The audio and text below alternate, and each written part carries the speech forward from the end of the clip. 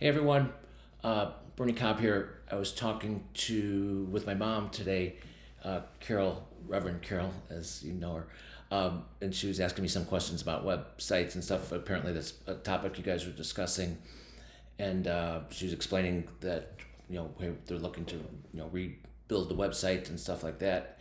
And after I spoke what I would say, she goes, "Well, that's well, hell, back up.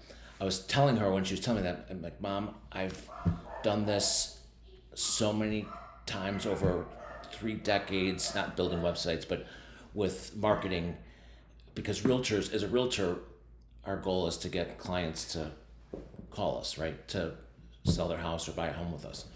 And she's saying they're looking to build a big website, and a lot of realtors have done this before, thousands, and I'm not trying to say don't do it as much as it's it's just a website. It's ineffective. It's getting them to the website is the key.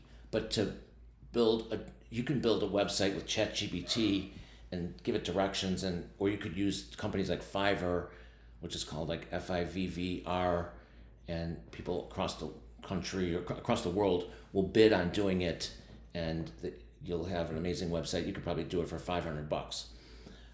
But if you're going to spend something like $10,000, the bigger question is how are you going to get people there to the website? And having a great website, even with search engine optimization, is not going to be how they're going to get to your church. And the reason I'm saying this is not because I have every answer in the book. I don't.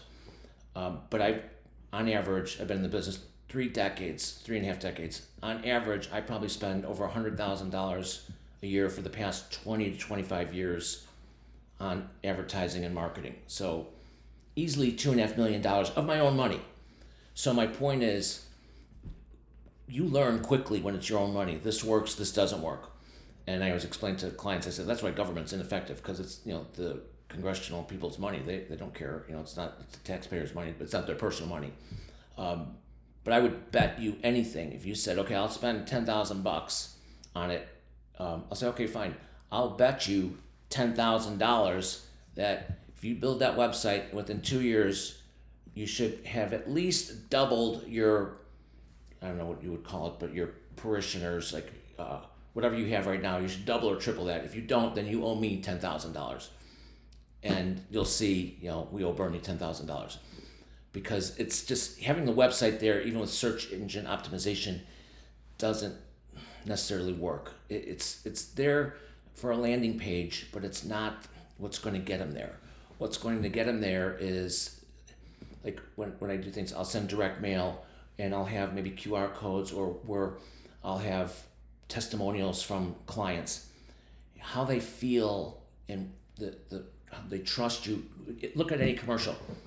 The product they're advertising rarely does it even talk about the product. It's how they're talking about how you're going to feel as a consumer using or buying their product. So when you do that, then you'll see that, hey, this is effective. But if you just put the website there, it's not going to work. You have to if it were me doing that kind of advertising, I would be doing things, for example, of Facebook Reels. And for me, I would be interviewing my customers and saying, hey, tell me why you like working with me. Bernie was so genuine and so trustworthy, and we just felt comfortable with him. You do little short Facebook, recordings of your parishioners and what they love about the church and what they found with it. Maybe we found passion, or we found, our family got back together again, or whatever is the ingredient that you're trying to help people with. They'll find it that way through those video messages, for example, and testimonials. And you could put that on Facebook for dirt cheap. I mean, you could make a recording, upload it, boost the post for $200 and hit, I don't even know, for $200, you'd hit 100,000 people maybe. Maybe, I don't even know, I have to look at to see, because I never have to do that much on, usually I'll spend like $10 on my videos, and I get thousands and thousands of hits. So to be, effective, that's probably more the direction you should focus on. I'm just looking at some of my notes. Let's see, and there was a couple other things here. What produces the greatest results in marketing. Again, touching their emotions. That's where you're going to get a website's not going to touch their emotions. So like, okay, yeah, we see what's going on at the church, but and if I put on a website and said I could spend $10,000 on a website and have all the search engine optimization, but it's really not warm leads. Those are cold leads. They're just like, yeah, I'm searching.